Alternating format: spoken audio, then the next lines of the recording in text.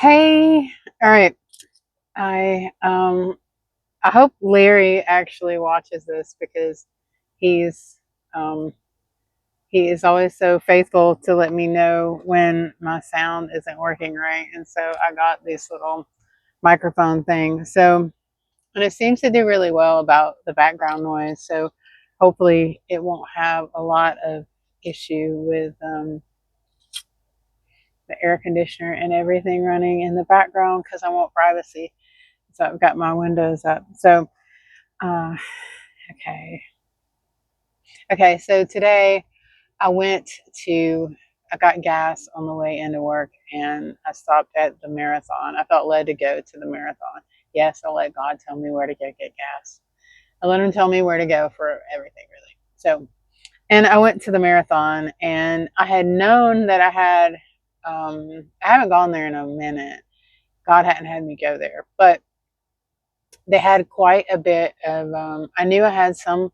They have a unique reward program, right? Their reward program is kind of unique. And so I knew I had looked at it briefly before I left the house, and I knew I had a few, like, I was going to get, some rewards for pumping this tank of gas. Okay. I didn't know how much, right? And I'll be honest, sometimes I don't really understand how the reward system works with this company. It's not as straightforward as, like, let's say Kroger, where you get these points and then 100 points equals 10 cents off a gallon. um, this is a little bit different. It's like you get the rewards and then I think you can cash those in for money off of your gas bill, I think. And and honestly, sometimes I don't understand how God rewards people. I know it's straightforward in the Bible, but my mind sometimes still has a hard time wrapping it around a reward because a part of me feels like that has to do with works instead of just the goodness of God. And so I feel like everything is given to me just because He loves me, because of what Jesus has done for me. So the reward part, that's something that God's helping me with. Why do I feel like crying?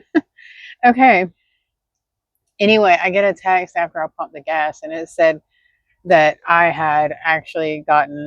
earned $13.06 in rewards. And I was like, wow, that's a lot of, that's a lot. Like, I just pumped a tank of gas, and I was like, okay, I've got to look that up when I get to work. And 1306 means, um, in Greek, it means to break through the darkness of night, to dawn, to shine forth. And that comes, one of the verses you can look at is 2 Peter 1 and 19. And that word also comes from G 12:23 and 8:26. And 12:23 is through, by, in, or with. And then 8:26 is to beam upon, to irradiate, to be bright, to shine forth, like in 2 Corinthians 4:4. So if you're seeing 44, that might be something to look at. Um, it can be dawn metaphorically, like the light of dawn, which made me think of the doe of the dawn, the hind of the dawn that we had talked about in that other video. I'm pretty sure I'd actually titled that one something like that, like dawn, doe of the dawn or hind of the day or something. So, but that's what it made me think about, that, and just about how God's love every morning is fresh and new and how it just breaks through the darkness. And I've been seeing a lot of, um, I have seen a lot of trucks and heard things. I saw two different trucks that were TNT, dump trucks, and they were red. And then I heard the song TNT, I'm Dynamite. That song had come on the same day. And then I had also seen that day, a red truck that had literally, it was like sticks of dynamite tied to the front, like hanging at the front of the bumper. Like the dynamite was going before them. And I feel like that's God going before you, before me, going before us, and just dynamiting his way through anything that's blocking your path. Like there's no obstacle or obstruction before you, child of God. God has just dynamited it all out of the way. And because he is doing this new thing, you are breaking forth. Your glory, God's glory in you, right? Is what we're talking about. So, like your glory, your shine is going to break forth like the dawn. You're going to be like the doe of the dawn, this new day, this new era, this new thing that God is doing in the earth. And he is just, the darkness might have tried to stop you and to hinder you and to distort and steal your shine, but God has just dynamited and blasted its way through all of that, the muck and the mire and the miry clay, and your brightness is shining forth right now, right now. It's your new day right now. And so I saw a tag that had CIA 75 on it, and 75 has been highlighted a lot, a lot to me in so many ways. And so 75 um, can have to do with a struggle or laboring. And it has to do in Greek with all the verses that I saw had to do with um, going after the straight and narrow way, the spiritual path, God's way versus the world's way and the flesh. And so that was really encouraging. And then, but in Hebrew, it has to do with the fattened cattle. It's a sign of wealth when you have extremely well fed and cared for animals. And so the fattened cattle, um, that takes a lot of care and planning and diligence to have cows that are, really healthy and well fed. And that's also symbolically can be a symbol of abundance and prosperity of how God takes care of you. But when it's mentioned in that proverb, when you look at Hebrews 75, you'll see it's mentioned in a particular proverb. That proverb mentions how it's better to have basically nothing, right? And have love in your home than to have the wealth and to not have love, to have strife and division. Um and I don't know about you, but I've lived in places where there's anything but love, where you had people around you, but you felt utterly alone. They looked through you, they didn't look at you, they didn't care if you were there or not. They cared about what you could do for them, but not about you being there, right? And that's painful for people. And so God knows that you went through that, and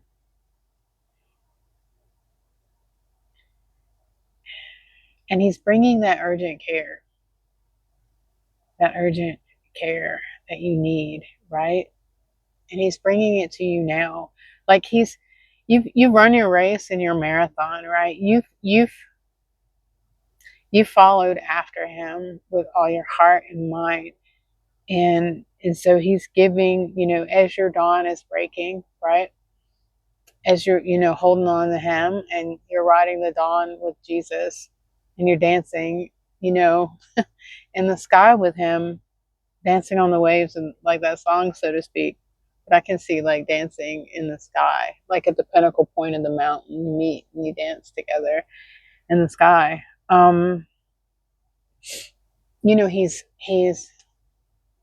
He's bringing this fattening, this care, this well thought out care, and you know you're you're going to be an example.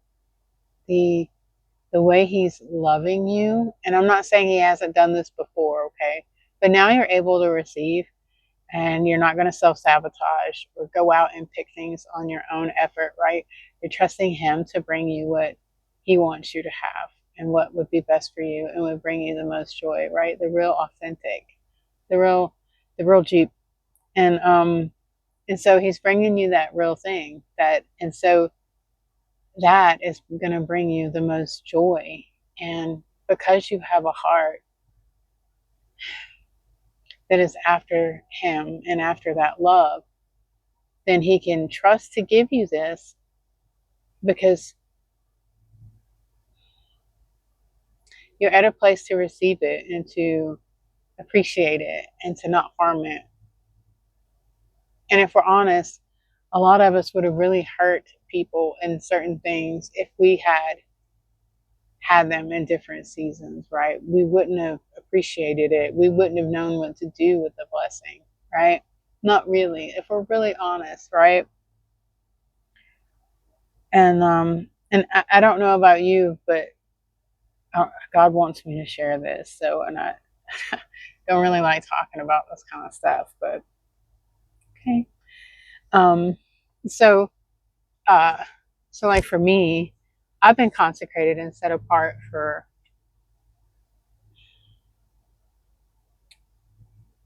what, almost, wow, almost 2 years. It's been almost 2 years that I've been consecrated and set apart, where I haven't, I haven't had a boyfriend. I've been celibate for like almost 2 years now. So,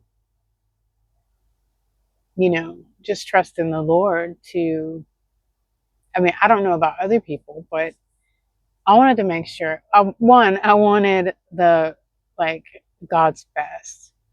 And I wanted to be God's best for someone else. Um, I didn't want to, I didn't want to hurt anyone.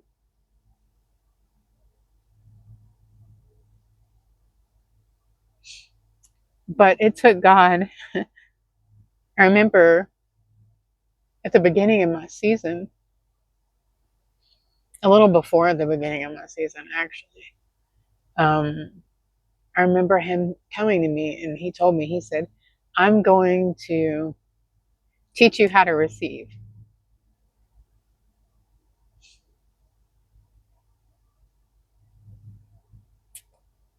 And for some people, that's a natural thing. For me, it wasn't.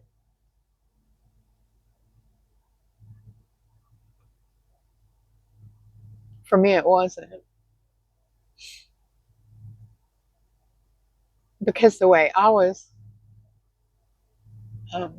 the way my um, human mind had processed and dealt with everything in my life growing up, I, for some reason, thought that I had to give to like this really insane amount um, to get people to be with me, like to just be in my life and to stay with me. And so throughout my process, he's been teaching me how to say no without guilt and condemnation, and to say yes to him and trusting him to handle it all, and to not um, defend myself, right? To not give explanation when there's really none due. And um, and it wasn't that I was a people pleaser, because I never really cared about that. It was just I didn't want to get in trouble.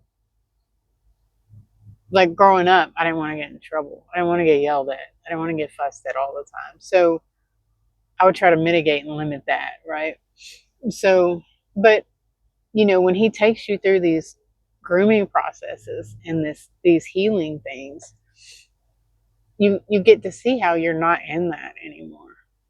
And all these verses and things that I've been sharing, for the past year, especially the ones about how you won't see evil anymore, and how this latter half is going to be better than the first half. It's it's important.